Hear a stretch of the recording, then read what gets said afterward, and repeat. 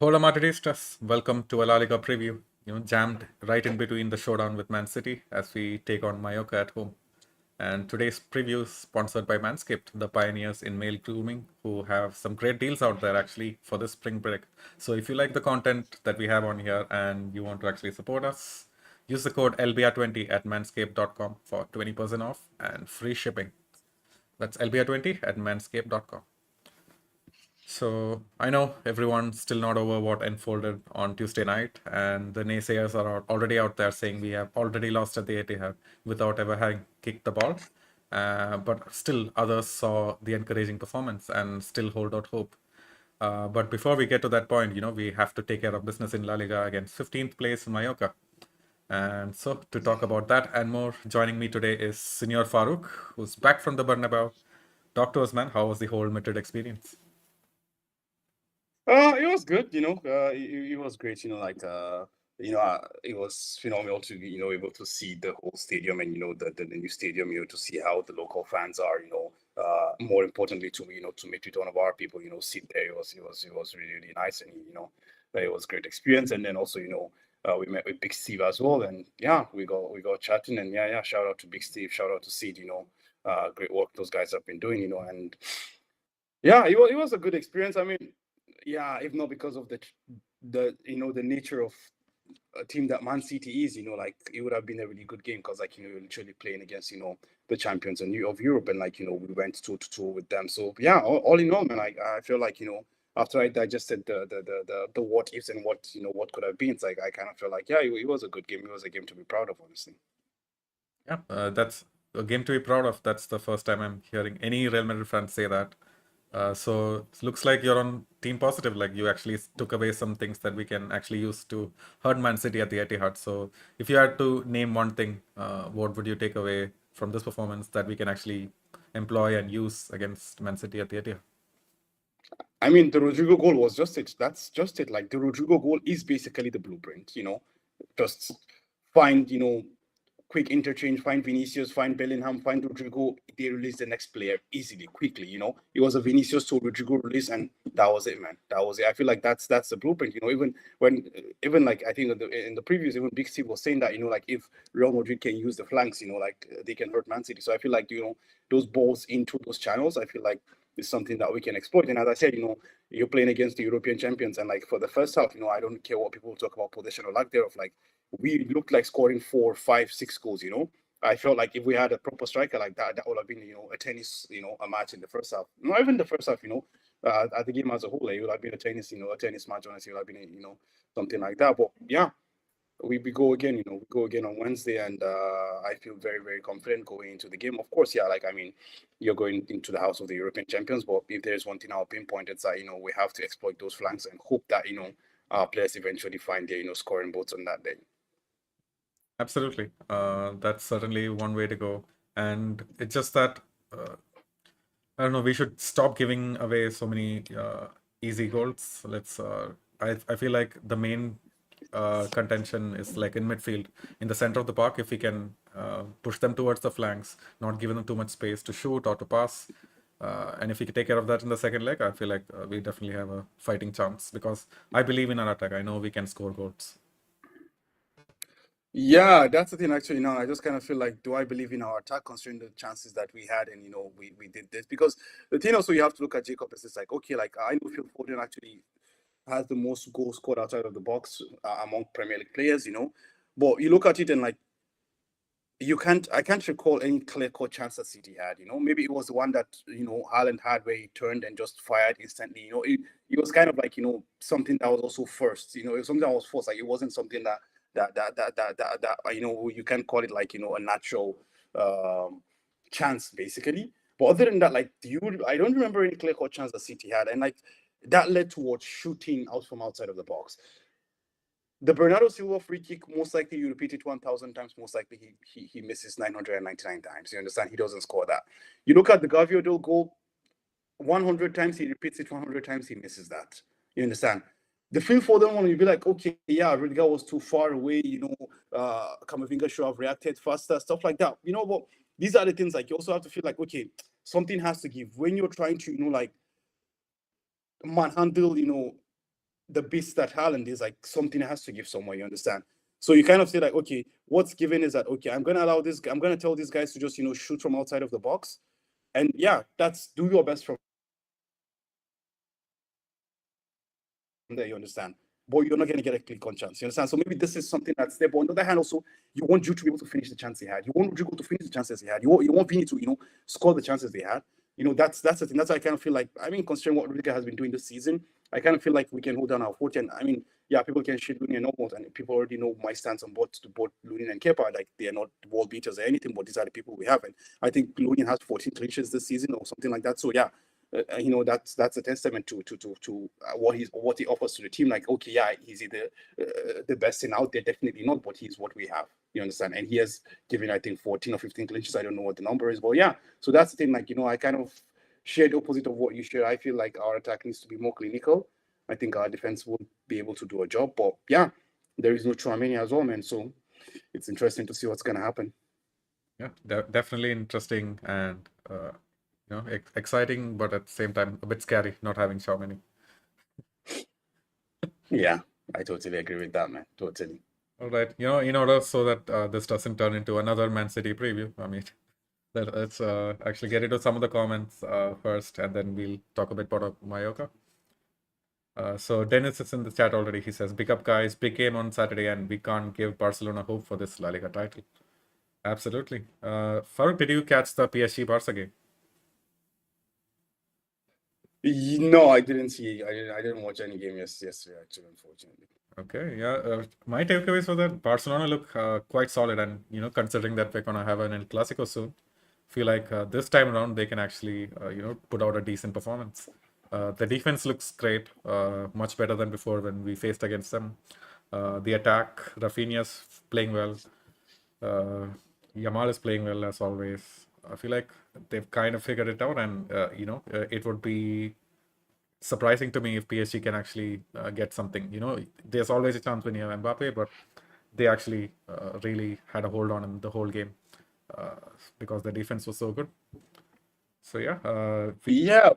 But I mean, the point is, Jacob, I don't know, like, is Paris in Europe the team that you actually want to gauge yourself against? I mean, yeah, I mean, Paris was just a couple of inches away from getting knocked out in the group stages as well. Let's not forget this. So that's why I kind of feel like, it's not, that, yeah, it's not too straightforward. Yeah, you might be right. Barcelona might have, gotten some things, in line and stuff like that. But yeah, 8 points, it's 8 points eventually. Like, the Clasico is coming up. I know that's 3 points up for grabs, and yeah, we cannot allow stuff to happen over the weekend and stuff like that. But I just feel like this game against Mallorca is one game that literally no one cares about. I don't think there's any Real Madrid fan out there that literally would put his hand to his chest and be like, yeah, I really look forward to this game.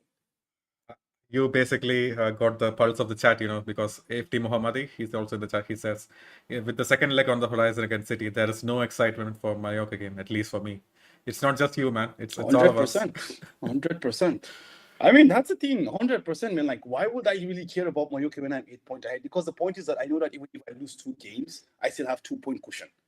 You understand? Even if I lose 2 games, you understand? So you can still find a way to, regain the form. And of course, yeah, we know like form is important in the running and all this kind of stuff. But the point is, like, playing City right now is the biggest game we have this season so far. It's the biggest game of our season so far, I understand. So, like, going to the Etihad, of course, is going to be everything and anything. I mean, I don't think there is any game. I'm sorry, like, even if we had a Clasico this weekend, I don't think, it would have, it would overshadow the game we have against City in the midweek, considering that you have an 8 point gap. So, like, that's like, a strong cushion, if it was like a 1 point gap, a 2.3, 4 point gap, with the Clasico coming up, you might be like, okay, yeah, we need to, go into this and stuff like that. Well, I mean, if you're gonna ask me, like, okay, yeah, people talk about playing form and shit like that, I'll be like, yo, bro, start Joselu, start Brahim, Dani Ceballos, bring him back, Lucas Vasquez, throw him in there. You understand? Let these guys go to the island. Mallorca is a beautiful place. Let them go there, chill, play the game, and come back. Don't even allow Carvajal to travel. Let him stay fit, man. Like keep him there. Those are like, put, I don't know, Vinicius somewhere. Let Jude. Yeah, just, I don't know. You get the gist. You get the gist. Yeah, let's just, if is there a button we can press to just fast forward, the whole Saturday thing and just let's start period next week already. Man, I wish. In FIFA we had this jump to dates. We had it. Yes. So you can just click the export. It takes you to a certain date. Man, the easy solution for that is just to take some drugs, sleep it off, and wake up on Tuesday. Yeah, exactly, man. That was what I was saying to you earlier because I am really freaking sleepless, honestly, Jacob. I've never been this sleepless in my life. I really need to sleep for 2 days straight. So let's see how it's gonna be like. If yeah, but then yeah. Anyways, we want to see that the weekend as well. It's our team. We love them, so that's the fun we have. So we still want to watch the game. Yeah, so we will be there. We will be there, but just not as enthusiastic. But we will be there. Yeah, right. Ricardo says, still can't believe we didn't beat Man City, and this is the only game on currently on everyone's mind. Makes no sense beating around the bush. Yeah, man, but we still need to get the job done, and when El Clasico rolls around, we shouldn't start to get nervous or anything. Like we should just play our game out and go all out attacking, because otherwise it'll be on our minds saying, oh, if we actually lose this, we're giving Barcelona a chance. So that's why this game is kind of semi-important, so that the El Clasico just goes smoothly. And if T. Mohammadi says the Yeah, PL, but go ahead, Fun. that's the thing, like Jacob, it's not like we're the only one in this situation. Barcelona has a 3-2 lead, right? Mm-hmm. But like a 3-2 lead is nothing. It's just one goal lead when you have players like Kylian Mbappe, Ousmane Dembele, and with the skills that they have, like literally they can go. I mean, let's not forget like Kylian Mbappe has been to Barca. I think he scored 2 goals. Even he scored 2 world-class goals last year against Barcelona. So like that's the thing. Like it's as you said earlier, like when you always have Kylian, you have a chance. So it's not like Barcelona has like a 5-goal cushion that they can choose to rest everyone and everything. No, they're chasing here as well in the league, right? So like they have to go there all out and stuff like that. So and they have a game in midweek on Tuesday as well. So it's not it's not a one-sided thing. So as much as we want to be cautious and prepare for the game and what is not, they also have to chase us as well and stuff like that. So yeah, I think it's fairly balanced. Like if they were out and playing in Europa League and all those shit, they won't be like, Barcelona doesn't have anything, because like of course everyone knows no one cares about Europa League and shit like that. So but yeah, they're in here now, back among the European elites. They're also competing and they have a chance of going to the next round. So like there's a chance that also they might want to give a rest to a couple of players here and there and find something. So yeah, I wouldn't say like our positions aren't that too dissimilar, honestly. Absolutely. And if T says PSG midfield was so bad that it made Barca look like a decent team. Well, yeah. PSG, like in my opinion, maybe outside of Dortmund, like I feel like PSG have the weakest midfield for sure among the top 8 teams in the UCL this season. I watched PSG like last. I watched PSG in November against AC Milan at the stadium, and then I watched the games against Borussia, the games against Newcastle. Bro, like Paris is nothing. If you can create a disconnect between them and Kylian Mbappe, yeah, let Dembele keep doing whatever the fuck he wants to do. Just create a disconnect between them and Kylian Mbappe. I don't think Paris is. That's why I mentioned to you at the beginning. Of course, like I cannot make a comment without having seen the game. That that would be unfair. But I just feel like yeah, Paris is not the team that I will come after playing against and be like, yo, bro, we are world beaters. Absolutely. But that's the reason why I really felt happy against Man City is that okay, yeah, something happened, something did not happen, we lost chances and this and that. But you looked at that game and like at no point do you feel like we were inferior to Manchester City and this is the best thing that Europe has to offer. Yeah. I don't know, maybe you felt something different, but at no point, even when they scored in the very first, minute or whatever, after 5 minutes, I was confident, like, yeah, this game is gonna go well. After Like that's 5 minutes, really, like yeah. I After didn't feel that five way, man. Like minutes, it took me that whole period where in the first half where we controlled the game to actually feel, oh, we can actually like win this tie. That's when I actually felt the confidence, and like exactly bro, like it. Yeah, go ahead. yeah.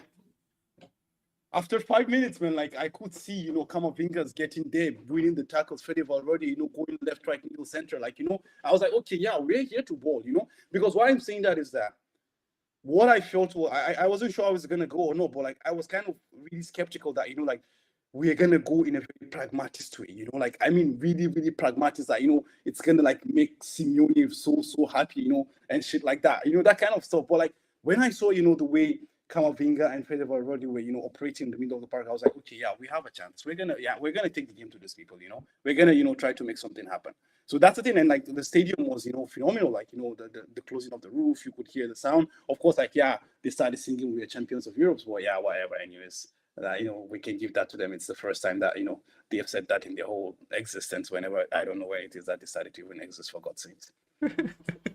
Yeah, I think it goes back to maybe over 50 years, right? Man City. But anyways, who cares? Who cares? Anyways, Ricardo says, in our last 7 encounters against City, we've only won once, and I honestly feel like we make them look way better than they actually are because we constantly give them way too much space.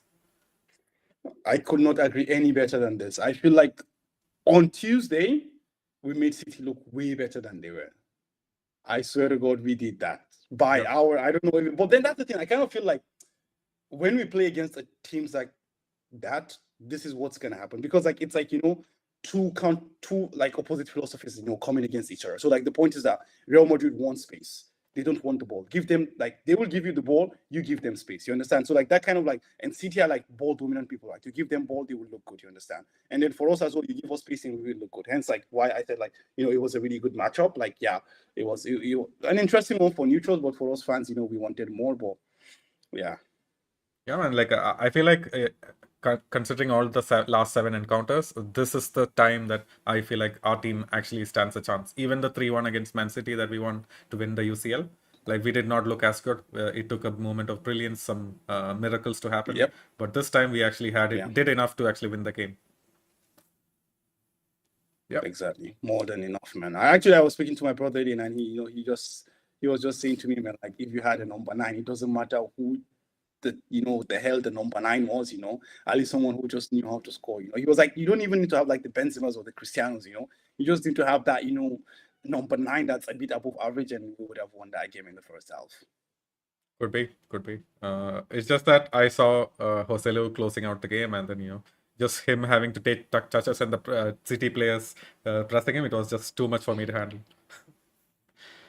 I mean, that's why the key thing becomes like a bit above average. Oxelo is a below average striker, man. Come on, man. So like, What are you talking I about? mean, I mean, bro, Ashik, I Ashik's think already in the chat yeah. saying it's gonna be a hat trick, baby, Farouk. Nah. Well, against Mallorca, maybe. I mean, I wouldn't discount that because I would look forward to seeing Jose starting, like Rodrigo getting the rest or some shit like that. But yeah, I wouldn't count that out, honestly. I wouldn't count out that. Yeah, could be. Well, on that note, like let's dive into Man City. Sorry, I can't even say Mallorca without saying Man City, man. Fuck. Okay. Freudian sleep, bro. Freudian sleep. That's the only thing on our minds. We can forgive that, Jacob. It's fine. We're all humans after all. Yeah, so Mallorca are 15th in La Liga. How they've stayed up, kind of above the relegation zone is because of their defense. Compared to like the lower half of the table, like they're actually pretty decent. That's because they line up in a 5-3-2, which is a really defensive formation. And even the midfielders, nobody's like a creator. They're all like workmen. So it's gonna be a hard time. They've managed to knock out some important players leading up to the Copa del Rey final. They gave Bilbao also a really good run for their money because it went to pens and ultimately Bilbao won. But it was Yeah. a really good defensive performance with a bit of luck on their side as well because they did give up chances. It's just that Bilbao weren't clinical enough. Yeah, that's true. Actually, I didn't see the game. I saw the highlights. I saw it, and I totally agree with you. Like, it wasn't about the lack of or rather the presence of a defensive solidity. It was just the prolificacy of the strikers. Because I remember, I think Nico had like three good situations. Who else was it? There were other other attackers who had positions I don't remember their name before. Eventually, Sanchez scored the goal that equalized. The whole stuff, and Pens are always a toss of the coin. But I was gonna ask you, Jacob, like, is my internet, like, it's my stuff a bit iffy? Like, is it breaking or stuff like that? No, man, your audio is fine. It's just you're a bit of a blur, a bit pixelated, kind of like Minecraft looking, but it's fine. Minecraft look, I will take that. Yeah. So, anyways, back to Mallorca. Obviously, because they line up in a 5-3-2, like I said, they depend totally on their strikers to create chances. So they have Muriqi up front, who's always got a La Liga veteran. If you give him a chance, he'll probably get to the end of it. If he finishes it or not, it's another question. But he's expect him to like get on the end of a few headers in this game. And there's Kyle Larin, who's the pacey one, who tries to make things happen, Yeah. goes out towards the wings. Is he Nigerian? I forgot where he was from. Kylerin, I think, was Canadian Nigerian, if I'm not mistaken. I'm not sure, but I remember there was the fuss about he playing for Nigeria or some shit like that. Right. I remember but I know he's Canadian because he plays for the Canadian national team. Okay, okay. So he's alongside Alfonso Davies. Yeah. Okay. So yeah, man, just not a lot to take away. I just feel like if we're able to break them down, yeah, it's going to be pretty much an easy game. We've handled Muriki before, we've handled Kyle Larin before. We make them look like amateurs, especially with Rudiger at this form. So yeah, I have really high hopes for this game. I feel like it's going to be more straightforward than the ones that we've had in La Liga so far. It's just that the only fun fact that I would like take away from this Mallorca team is that that goalkeeper Dominic Grieve, he stands at almost 2 meters tall. It was an absolute giant, taller Oh, than Thibaut wow. Courtois. Yeah, he's a Wow. he's I a real mean, giraffe. imagine, imagine being taller than Thibaut, man. Like, that's like something else, bro. I mean, they're normal people, and then there's Thibaut, and then you are taller than him. Holy shit, man. I mean, because the point is actually, one thing about it is that, like, actually, when you look at Lunin, you get the vibe that also he's a very tall player, right? But then, Yeah, like, you look at Lunin next to Thibaut, and then you're like, okay, yeah, there is it. You can see, like, okay, like, yeah, there are levels to stuff. And then imagine being taller than that as well, like, wow, that's interesting. I never actually knew that. Wow. yeah, he's a Maybe he chose Slovakian a better goalkeeper, basketball. plays for their national team. Yeah, man, like I feel like we're gonna have a difficult time if we resort to long shots. Pretty sure this keeper can get to them in time. But yeah, hopefully we create a lot of chances. I mean, apart from that, nothing else to take away from this tie from Mallorca side. How about you? Did you catch any of the recent games? No, actually, I just saw some previews and stuff like that. But I think it's just gonna be one of those games. And let's not forget, like Mallorca. I think they defeated us 2-0 last year or the year before. I'm not sure. We lost, at the island and stuff like that. Maybe it was last year or maybe it was the year before. I can't remember. And it was like we lost, on the island. So yeah, Mallorca is not someone to. It's not a team to take for granted and stuff like that. But yeah, I think it's just gonna be again one of those games. Like it's going to be like 2 walls of 5, although it's a 5-3-2. It's going to be more of a 2 walls of 5, and we have to find a way to break them down, to create those chances and see what's not. I feel like it's going to be a game that's going to be a total opposite of what we're going to expect in midweek. So it's going to be like a deviation from training towards that game. But yeah, it's fair. We just have to go there and as you said, just show up and hopefully get the job done. But I think it might be a bit, iffy at the beginning, just like Real Madrid always, starts in a difficult way. But I think eventually we should have enough to be able to, get the job done. Okay. Yeah, guys. I know a lot of your guys are still in the chat. We'll get to your comments and we'll get to the Real Madrid lineups. But before that, let's hear a word from Doris, and we'll be right back. This episode is brought to you by the spring cleaning champions Manscaped, and this season we partnered up with them to make sure everyone's grass is cut up to standard because Xavi has been complaining and it's been annoying our secretary. So join the 10 million men worldwide who trust Manscaped with this special offer. Go to manscaped.com, use code LBR20 to get 20% off and free shipping at checkout. So introducing this season's MVP is the Lawnmower 5.0 Ultra. It's a trimmer with two blade heads, one to just take, a little off the top, or the foil blade basically to go super smooth. And you can use this in the shower. It has two bright LED spotlight, so there's no accidents in the shower. And yeah, it's waterproof, it's easy to clean. You can put this in your travel bag, in your drawer. So to get the full grooming experience, you should get the Beard Hedger Pro Kit and the Handyman Electric Face Shaver. Basically, you get extra parts to really create your signature look and clean up your neckline. So use code LBR20 at checkout to get 20% off and free shipping. That's LBR20 to get 20% off and free shipping at manscaped.com. And thank you for watching. Back to the video. And we're back. And, we're back. Manscaped, your balls will thank you. Yeah. Hell yeah. Hulk, I'm kind of disappointed. You didn't show that T-shirt all this while. But yeah. Okay. Oh yeah, the whole Your screen. balls, we will thank you guys. And also, we will thank you as well. Yeah, definitely. LBR20, don't forget the code. At manscaped.com. It only appears on checkouts, and you get a wide range of products, man. You can buy underwear, you can buy shampoos. They're all like 15, $20 after the code. I feel like if you want to support the pod, if you like what we do, to consider buying. Yeah, actually, but that's not the only thing, Jacob. Let's talk about that a bit. Like also like because we have some products that we have used and tested, and even the shampoos. And I would say like honest to God, like I have tested a lot of shampoos in my life, and like the 2-in-1 conditioner from like a shampoo and conditioner 2-in-1, like it's the best I have used in my life. Holy shit! Yeah, And we, it's we so believe you. cute. Like, look at your hair. Yeah. Flawless. I mean, it's even gonna get better. Like, I mean, my hair became softer because. Wait, I lost you. You still there? Yeah, my hair is really hard normally, but like actually, like I've been using it for like a week now or so, like, and it's been really, really like I could see the difference, honestly.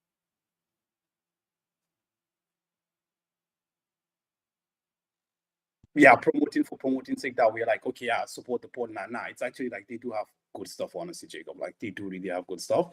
And like as I said, like the stuff, the shirt really nice, the boxes super comfortable, and then like yeah, okay, like I haven't gotten to using the clippers yet, so I wouldn't want to lie about that, but I believe that based on my experience with the other products, I mean, it's been really super, super. And the good thing about it is that it's really affordable. The shampoo was costing like $11, I think, if I'm not mistaken. And it's free shipping. Cool. So already, like that's literally already what you pay for your shampoo already. So like it's not like you're doing stuff. But yeah, definitely definitely like Manscaped, your balls will thank you. Absolutely. And we believe you with your boxes. You don't have to show it on camera. But yeah. Oh, I mean, if you want, why not, Jacob? I could do that as well. Anything for you, my man. I don't know if anyone in the chat says, like, yeah, we'll look into it. But yeah, man, before we head into the Real Madrid lineups, let's take a few more comments. Ashik says, I don't know what it was, Donnarumma or Kepa. Man, Donnarumma had a shit game. Absolutely. I don't know why he's so overrated.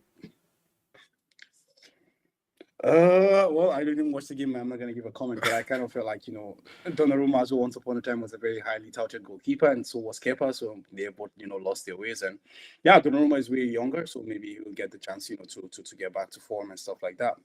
But yeah, man, it's just choosing the lesser of two devils. But yeah, I would rather have Donnarumma and goal ahead of Kepa, man. Same. If only just to having the benefit of selling him next year for like 50 million or 100 million for no reason. Exactly. Exactly. If says, I would start Vinny and Bellingham against Mallorca so they can gain some confidence by scoring in some goals. I would also start Militao and see how that goes. I think this is something we should reserve for when we want to talk about the 11. Mhm. I think let's just go through all the comments, and then maybe we can bring like if this comment later on. Yeah. Because I think if we talk about this basically because he's talking about the attack and the defense as a whole, there is nothing left to talk about. No, I do have some thoughts about like starting these guys. So yeah, we'll get to it a bit after this. Ashik says Italy goes from Buffon to Donnarumma. Talk about going from creme de la creme to the bottom of the barrel. Can't say it better, man. The whole Italian team, it has gone down the drain. Like we used to have so many good players. Exactly. There used to be such a headache for the Italian manager to actually pick up starting 11. But now we have what we have. Ashik says he's spreading some doom and gloom already. He says, just for the record, we have never made it to the Champions League final when the venue for the final is Wembley. That's the thing, man. Like that's what we do. We write history right now. We always write history. Like they said, no one won the Champions League 3 times. We won 3. I mean, they said no one defended the Champions League, at least in the modern format. We defended it. They said no one won the Champions League 3 times. We won it 3 times. So it's only fair game. That's the thing. Like we write histories, man. That's what Real Madrid is all about. That's what they've been doing ever and ever. So like going to Wembley, why not? Definitely. Absolutely. Ashik says the Mallorca match is a good fixture to give Militao a run. Absolutely, man. We'll talk about it. He also clarifies that Kyle Larin is Jamaican Canadian. So, oh, all right. Okay then. Our bad. Okay, yeah, bad. Question: If the Mohammadi says, question for you guys: If Courtois was in goal, do you think the result would have been different against City? Definitely the first goal. Like it's a shout out. Like I feel like even Lunin on another day, he would have probably saved it. Definitely the first goal. The other two goals, I don't see how any keeper can stop them, and maybe Thibaut can because he's superhuman. Just a short answer to the question, yes. As you highlighted the first goal, I think Thibaut would have done something about that. And as you said, Lunin, honestly, I don't fault Lunin for the first goal. Like he was just caught cold. Honestly, like yeah, okay, shit happens, and that was one of those days that shit happens. Yeah. I mean, come here. Let's not come here and not pretend like Thibaut hasn't had howlers and shit like that. I mean, come on, like that's normal. Shit happens, and today was one of the that day was one of the days that shit happens. But in regards to the other goals, I feel like the Gvardiol one was just a free goal that nothing could have stopped. But honestly, Jacob, I know like a lot of people will disagree with this, but I feel it's like the one from Phil Foden. Oh. If you had that X factor, it was stoppable. Really? If you had that X factor, man, that had a bit of pace to it. Like I know, but the question now becomes, what's the starting position of the goalkeeper as well? In my mind, I think the Thibauts and the Edersons, not Ederson rather, the Thibaut and the Alissons of this world, I feel like they do something about that. I feel like they have, I don't know, I just feel like maybe I rate those two keepers too highly, but I just kind of feel like they do something about that. But because they can do something about that doesn't mean I will come and, also like slight another keeper if he doesn't do that. Because like, in my opinion, Thibaut and Alisson are just there, like they're gods and everyone is just below them. So like, yeah, you can't fault, Lunin for not saving that, honestly. So like, yeah, if Thibaut was there, I feel like the scoreline might be different, especially because of the first goal. But I also wouldn't fault Lunin too much, honestly. I wouldn't fault Lunin too much. Absolutely, and he immediately recovered after that mistake. He was coming out, clearing whatever Man City was throwing against us. Yeah. So yeah, man, that was interesting. Like I've never I didn't look at the Foden goal too closely. Maybe I'll take another look. Yeah, but that's a fair shout. Kota could I have done think something. the starting position was important. Which he didn't have. But anyways, as I said, like, I think in my opinion, only two keepers will have a chance, and even them, it's a very like small chance. But that's the thing, like those are superhuman goalkeepers. That's what they do. That's their bread and butter. So, yeah. But again, I don't fall in for that. Absolutely. The next couple of comments are just highlighting the rotation. So Jason says, if you're new, Jason, like consider subscribing and listening to our audio platforms as well. He says we should be using this match as an opportunity to build momentum going into next week. Absolutely. Madrid TV says we need big rotations versus Mallorca in all caps. Absolutely, man. I don't know about big rotations. I'll share my thoughts on that a bit immediately after this. Dennis also says I want us to rest players on Saturday, but not nearly the whole team. Well, yeah, man. Let's get into the lineups without further ado. Obviously, we have Lunin starting. Courtois is not back yet. The defenders, pretty much all of them are available, except for Alaba. So I feel like it's probably still too soon to give Militao the starting position. Maybe second half appearance, starting from the 60th minute. Hopefully, if we can wrap things up, make him have an easy game, because fitness is like really important, and I don't think he has the games to actually start one yet. Who else? Rudiger's gonna start. Okay, take away the wings, man. Like, do you see a rare start for Lucas Vazquez or Fran Garcia? Actually, yeah, I was gonna say that I feel like this is the one game that I do not want Carvajal to play. Because I feel like going into the second leg, we will need all the energy, all the fitness, all the freshness that we can get, and I feel like Carvajal is due that rest. I think let's not forget we're coming back from the international break, and also we've been playing a lot of games and here and there, so I feel like just giving him that rest in this game, I think will be super great. Letting Lucas Vazquez just come in and do his stuff, and considering the fact that yeah, we're going to the islands, but Mallorca is not gonna push too much, in that sense. So like that offensive output of Lucas Vazquez will be highly welcomed in this game as well. So yeah, I will keep that, but I still feel like you just continue with Roland Mendy. That's just because like the gap between Mendy and Fran Garcia is just too high, especially when it comes defensively. So yeah, and I also, like as you mentioned earlier, I'm not also a fan of like the biggest rotations. Although yeah, we mentioned that, okay, yeah, it's a game that's like, literally no one cares about. But then, yeah, as well, you don't want to mess with the momentum of the team as well. Absolutely. And I don't think it's just the momentum, man. I feel like we need to give most of our starters some game time, at least in this game. Uh, because there is that weird thing, right? Before we faced Man City, we had 7 days of break or 6 days. And Yeah. Man City had a game in between, but we still look like the more tired of the two teams. So I feel like just not playing for a few days, that kind of takes away from your momentum physically as well. So if these guys can actually get some meaningful minutes, 60, 70 minutes, our main starters, our main attackers, I'll still be happy, because I feel like that's going to be important before we face against. Yeah, man, definitely. I do agree with you. I agree with you. That what I just want to draw back a bit is, you talked about the center backs, and you talked about Rudiger playing and Militao starting in the second half, like 60 minutes and stuff like that. But don't you think like playing Militao at halftime makes a lot of sense though? I mean, like, just test the waters and see what it can look like. Once Yeah. it's halftime, 45 minutes, just put him in and see what it looks like.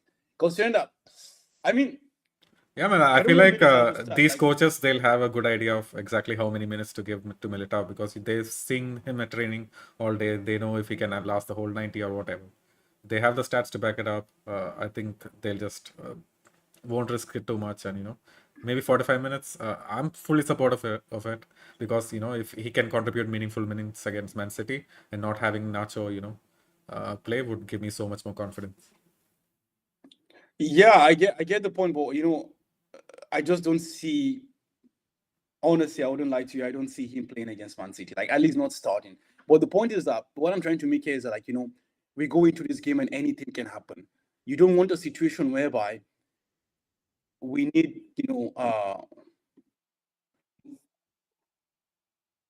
sorry, did I just go off or was I there? No, man, Anyways? you're there, you're there. Okay, sorry. So what I'm saying is I don't want a situation whereby we need to call up a center back because like someone got a red card or something like that, and we're calling Militao out from the cold. When he's starting, like, when he's played just 30 minutes or 20 minutes in the past how many matches, I kind of feel like that might not be ideal. I don't want him to start against City because I feel like it's a very, very, like, I mean, that's arguably the biggest game that you would play in European football right now. You understand?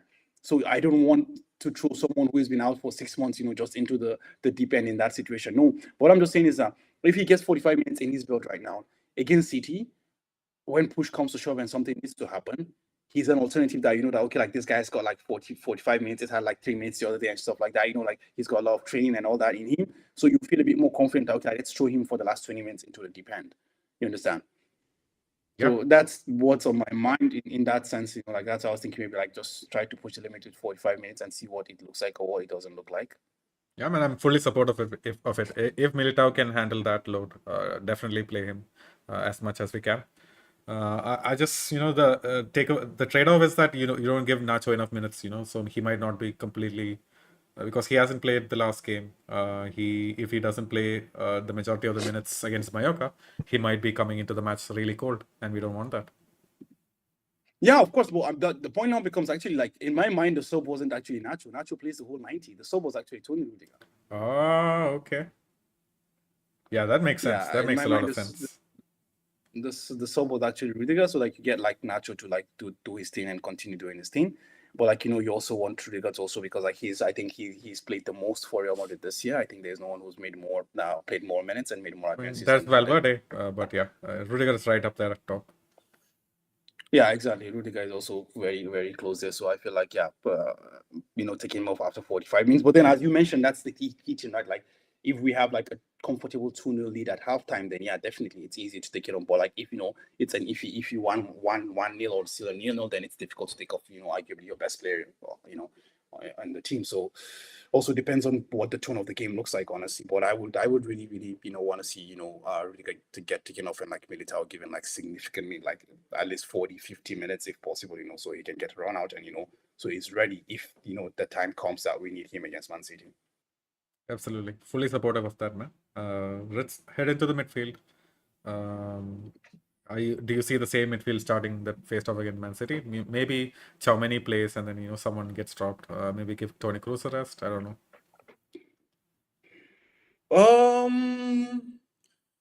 Yeah, I kind of feel like that's the thing. But the question now becomes, I think a lot of this would rely on how you replace, uh,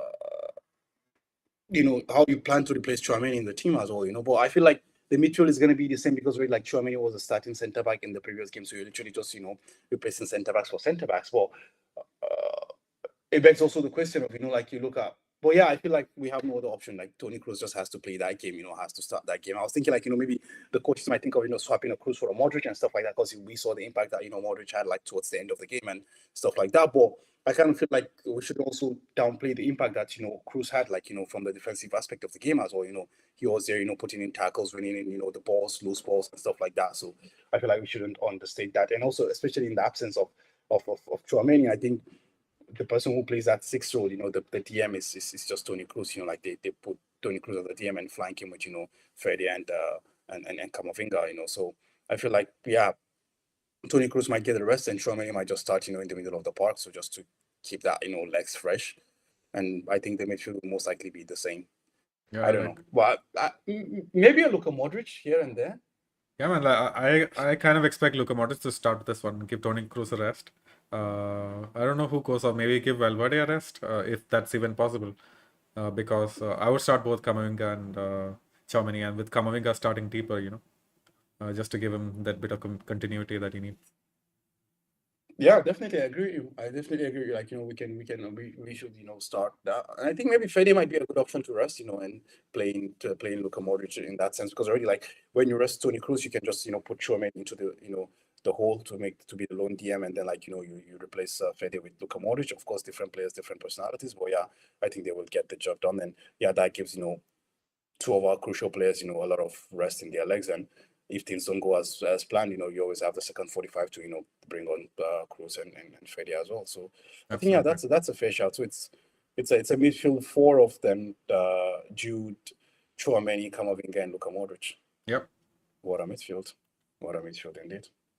Indeed, man. But yeah, we're in consensus that Jude absolutely need to start a lot of minutes as well. Maybe take him off if he looks gassed, but he needs to regain his confidence. Yeah.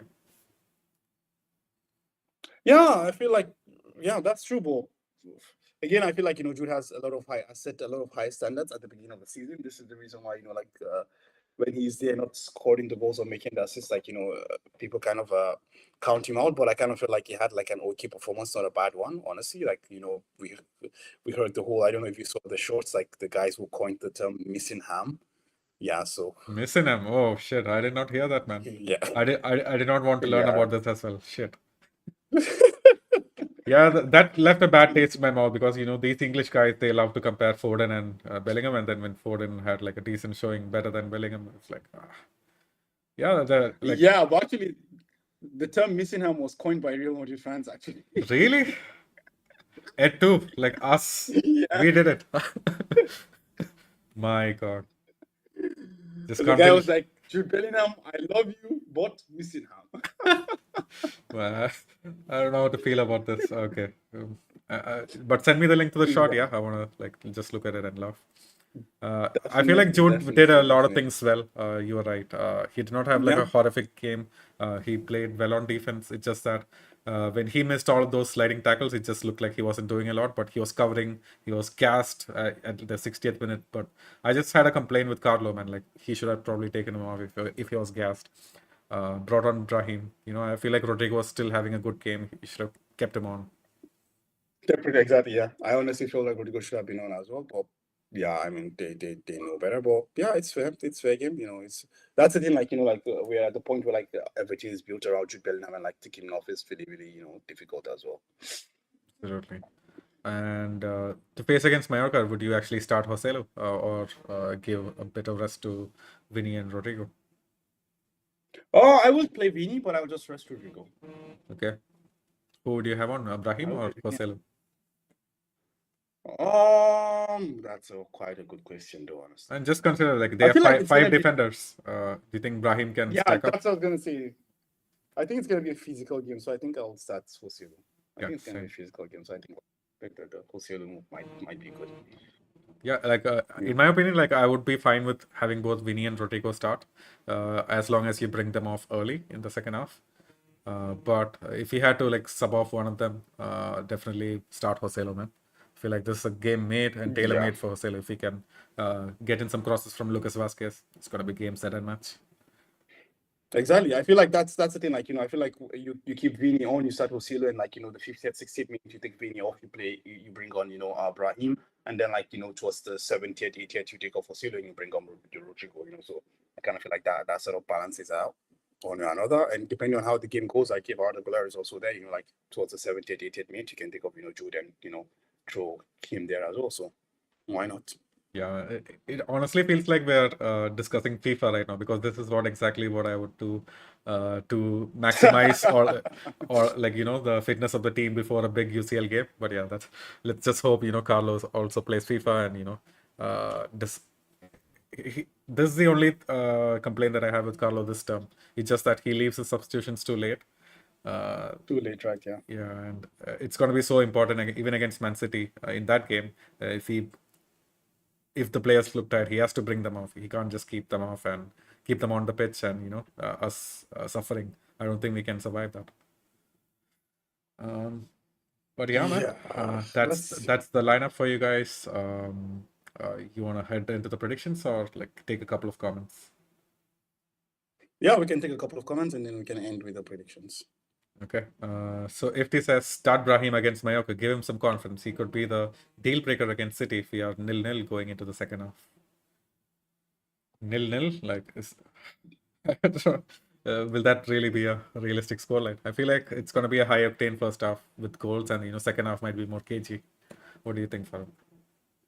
Yeah, I think I think everyone, the both teams are gonna look to start really, really fast, and so that as you said, like can just find a way to control the game in the second half, depending on how it goes.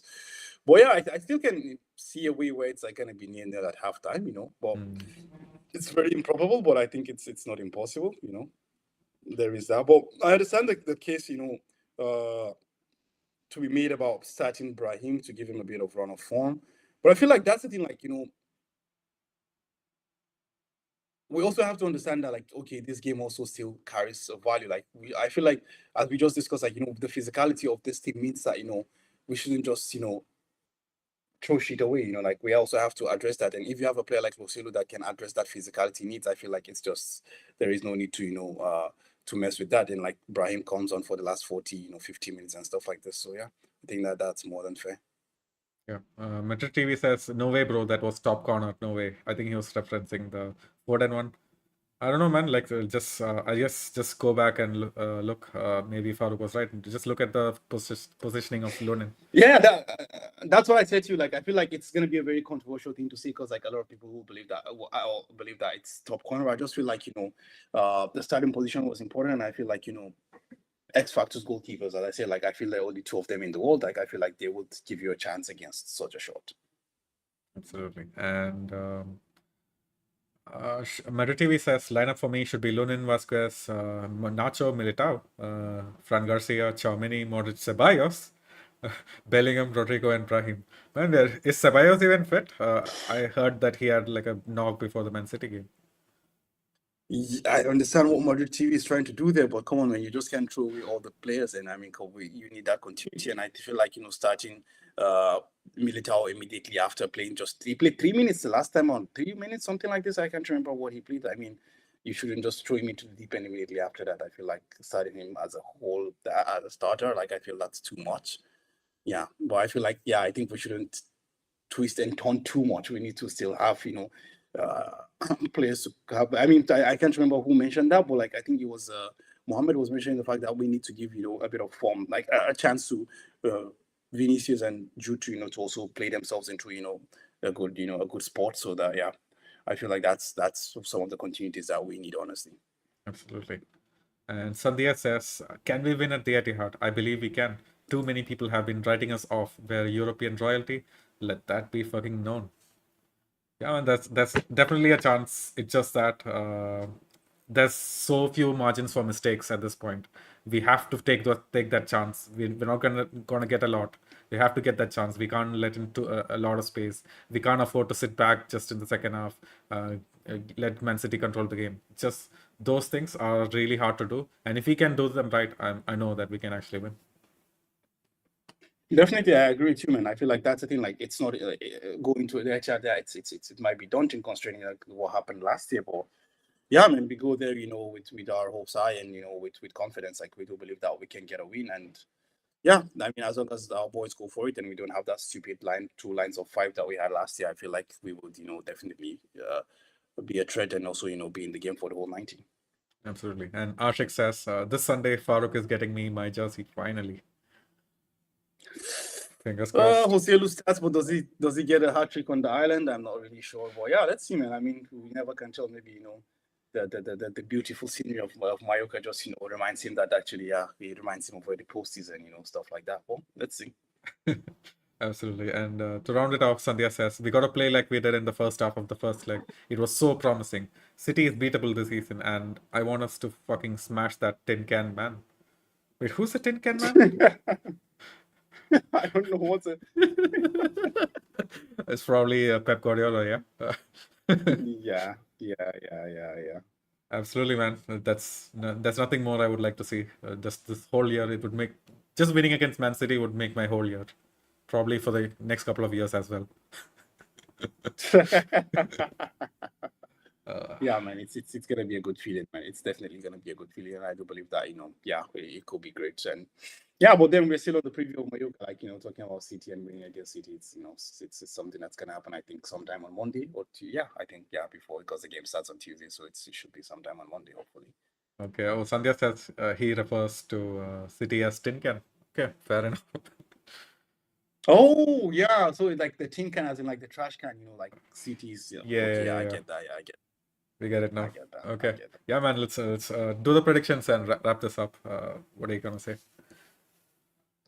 I think 2-0 Real Madrid. Yeah, I think it's gonna be. Yeah, we're definitely gonna score, man. I have trust in this team. I know these guys are gonna get fired up. They know they need to get out a good performance to actually show up against Man City. 3-1 victory for me. I feel like Muriqi is gonna score. Somehow it's gonna be Nacho's fault. And we're gonna have even more doubts heading into the UCL. That's just the kind of shit that we get to. All of a sudden, we start to think that Camavinga also can play as a centre back. Oh boy, I don't know about that, but yeah, let's go get this win, guys. And no matter who starts or who's left out, let's give out a convincing win, and let's take that momentum into the Etihad. So yeah, man, Farooq, do you have anything else to say, or wrap this up? No, that's all for me, man. That's all for me. Okay. Prince Arthur's here. He says, let Man City have the possession, but if we get the ball, we beat their press and hit them where it hurts. Yeah, we can actually beat them. Absolutely, man. Ashik says, predicts a final victory. Obviously, Joselu hat-trick in the first half. Yeah, man, it's going to be a killer of a first half. Let's watch out for that. Yep. Why not? Definitely, it's going to be, I mean, who doesn't want to watch the team, trash the opponent 5-0? I think that's going to be the perfect moral booster for the game at the Etihad. So definitely, I'm totally down for that. Sign me up today, Ashik. Sign me up right now, ASAP. Indeed.